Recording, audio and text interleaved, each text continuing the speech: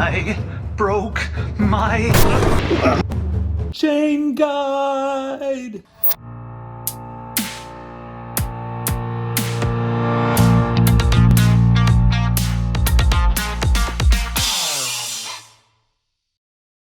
So yeah, after last week's ride, I got home and was cleaning my bike, and I noticed that this chain guide, the stock chain guide, was broken, cracked right in half there. So I ordered a new one. I ordered this one from Zeta. I got it from CRF's only, and I'll put a link. And obviously a lot more heavy duty than this. I haven't seen this off yet, but this has got this anodized aluminum plate here, and on the other side, I think that's aluminum too, and then this thicker, I don't know what kind of rubber plastic this is, but anyway, it just seems way better. In general, this is the type of thing that I normally wouldn't just replace for the heck of it, even though this is clearly better. This is fine. I've never broken one before, and honestly, it would probably be fine to just leave it broken. I drove probably 50 miles last Saturday after it. I've gone on a couple rides this past week, went out riding for 2 hours today, knowing it was broken, but I decided I had ordered this, Monday, got here Thursday, I think, just haven't put it on yet. So it got here pretty quick. Looks pretty straightforward. Looks to me like it's just gonna be a bolt-on. I assume that, this piece comes out when I take out these bolts that have a hex, so that I can get, the chain to go through here. But we'll see. These two bolts are just our favorite 10 millimeter. And then there's probably a different way to do this if you don't have a broken one, but I'm just gonna pull it over the chain since I do have a broken one.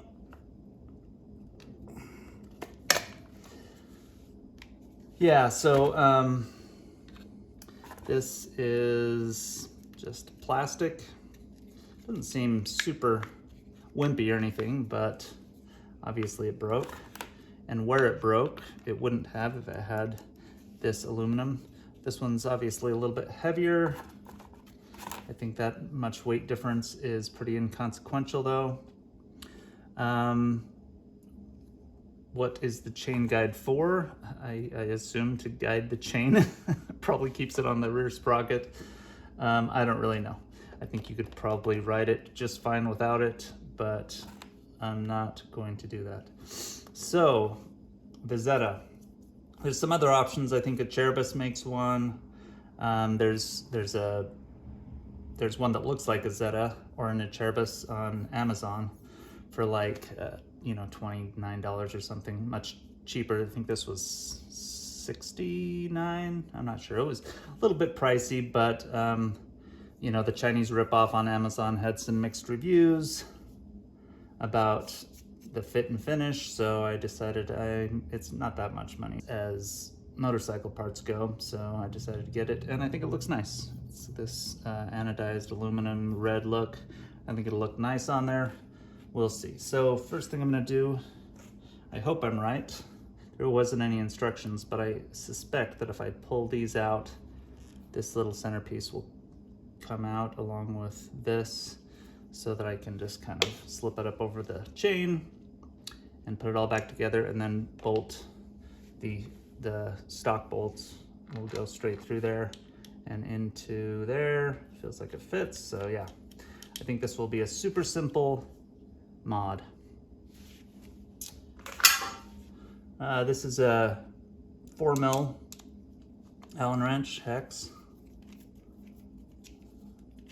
So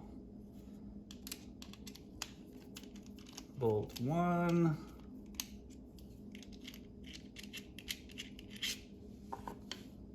bolt 2,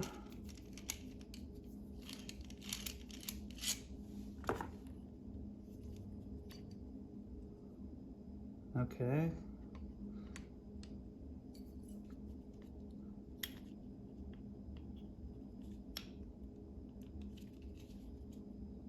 Okay, yeah, so it looks like this, there's this, I don't know, bushing, whatever you call that thing in there. And I think taking that out will allow me to, I'm assuming I don't have to take out the master link of the chain to thread this through. That would be a nightmare.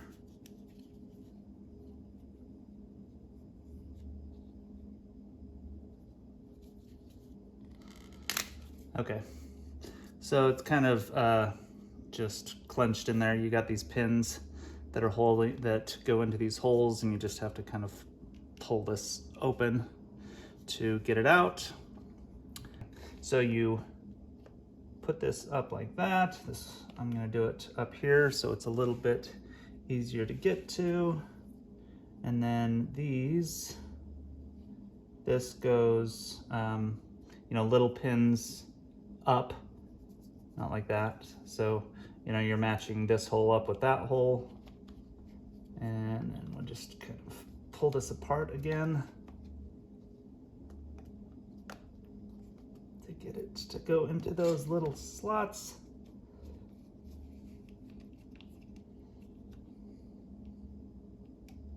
I think I'll get a flat head. This is a little bit of a tight fit, so I'm going to use a lever. There we go.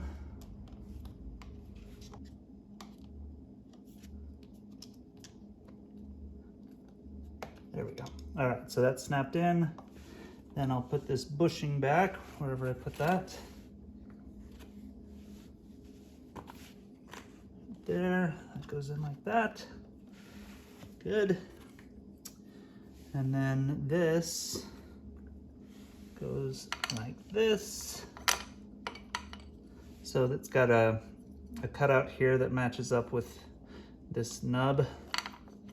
So right like that. Oops, these are the factory ones. We want the long ones to attach. Oh, got the back piece. It's got, these have to have something to screw into. So, and there is another cutout here and a tab back here. So it looks like it goes like that. Yep, just kind of feel it. Slide into this right spot. It's nice and cut out for you. Again, this is the 4mm hex. Tighten that on, get the other one.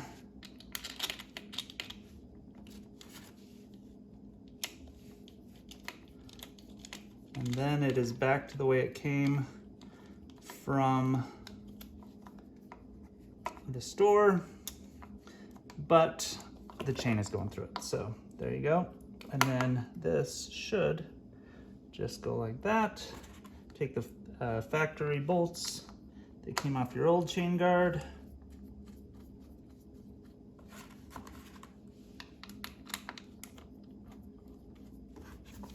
Zip those in.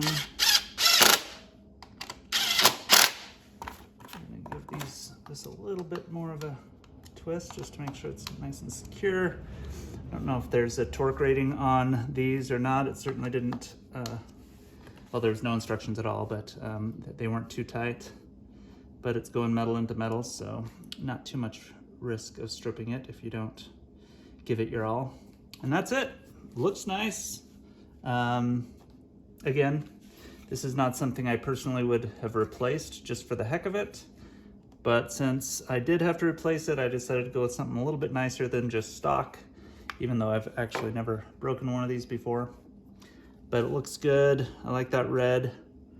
And hopefully this one, if I had the exact same fall, wouldn't break right in that weak spot. One thing that I will note, I've seen questions online about if you have a bigger rear sprocket, will this Zeta chain guide work? And I've heard people say it does, but I will say that that is a pretty tight fit just with the stock size. So I personally would be pretty dubious about this working if you had a much bigger sprocket in the back. But that's just my opinion based on what it feels like with the stock. I can't say for sure because obviously I don't have a big sprocket in the back. You'll want to fact check my guess on that, but I don't think that this would work very well with a bigger sprocket. Maybe it would, I don't know. And in other news, I bought this from CRFs only, and they have a deal, at least in the United States, that if you spend $150 or more, it's free shipping. This was in the 60s, I think, and so I also bought a skid plate. So this is the one from Flatland Racing. I've used their skid plates before on my XTs. Really like them. Great quality. I like the metal personally, so I decided it was time to replace the plastic skid plate on the Rally. I don't think I will show me installing it just because there's other videos of that. I didn't see any videos for the CRF300L and the Zeta chain guide, so I figured I'd make one. But I will show you what this looks like on in just a minute. All right, I said I wasn't gonna film myself installing this, and I'm really just gonna zip through it quick since there's more thorough ones. But if there's anybody who wants just a quick guide, here it is. 5mm hex to take off this front guard. The front guard and the factory skid plate are separate pieces, so this is gonna go back on after we put on the aluminum one from Flatland. With those out, this just comes right off. The skid plate itself is held on with 4 10mm bolts. Zip those out. There's 2 in the front here and then 2 underneath. I already took those ones out. So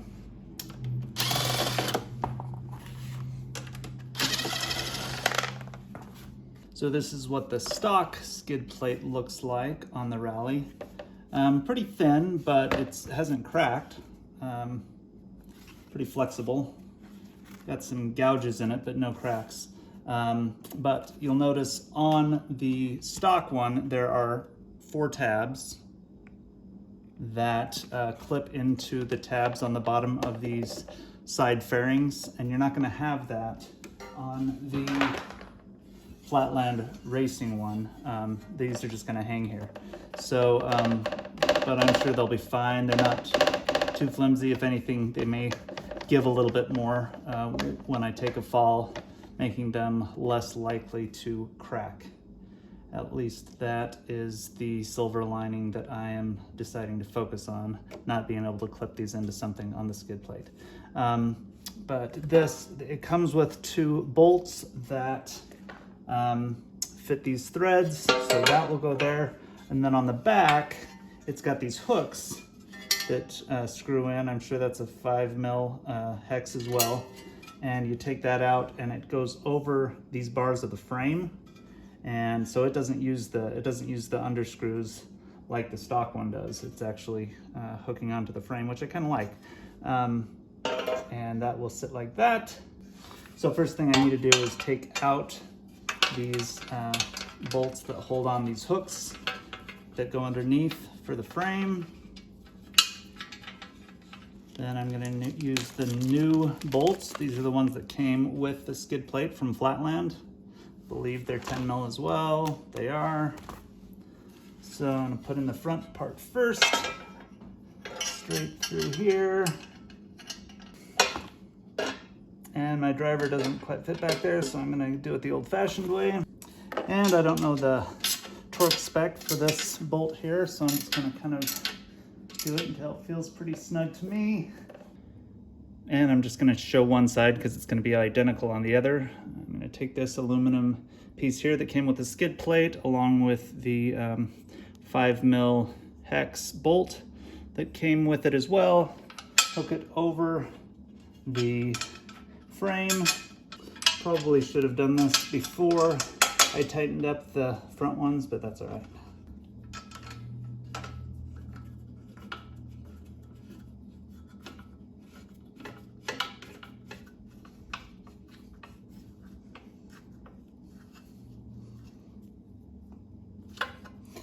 All right, again, just kind of tightened it to feel. And that feels super, super solid there. I'm gonna go do the other side. All right, got both brackets on the bottom, which I think is just ingenious here, clamping onto the frame like that.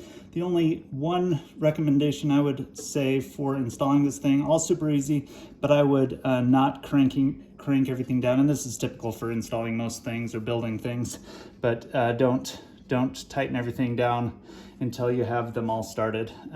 Then it'll just be easier to start these bolts back here. And then once you've got them all started, then crank everything up.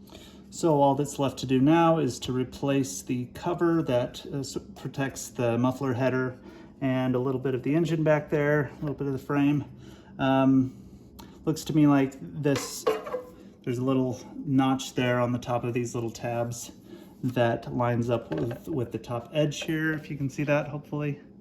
So as well as having these tabs here where the top slips down into, you have these side tabs here that there's not really a specific spot, but this side panel just kind of slides into this crease there. Okay, that's started. Get this one down here started.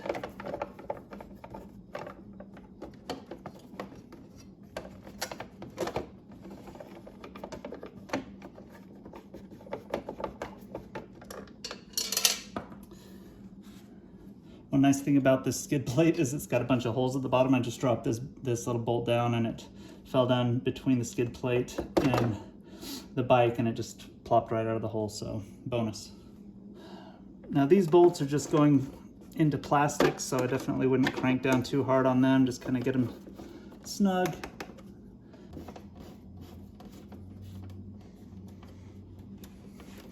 So it did take me a little bit of finagling to get this front guard lined up just right with all the tabs tucked in where they're supposed to be, but not too bad. Maybe two minutes of finagling there and you're good to go. And this is installed. It looks pretty nice, I think. I'm gonna take this out into the sun so I can get a better shot of the whole thing done. All right, so here's the bike in all its glory with its new mods. The Zeta chain guide down here. And of course the Flatland Racing skid plate. It's actually pretty unobtrusive. It looked gigantic on an XT250, which I didn't really mind, but you don't even really notice it on the CRF300L Rally. Probably just because the fairings are so big that they kind of stick out. And somebody else pointed this out, but these do come out a little bit farther than the fairings. And so if you have these crash guards up here, it kind of makes a bridge if you fall down on flat ground. I might have saved myself that. Probably not, that was a rock. But anyway, I'm happy with it. And I'm sure it'll give me a lot more protection than the plastic one did, even though the plastic one never let me down. Just bought this because why buy one mod when you can buy two? As always, thanks for watching. Subscribe if you feel like it, and ride safe.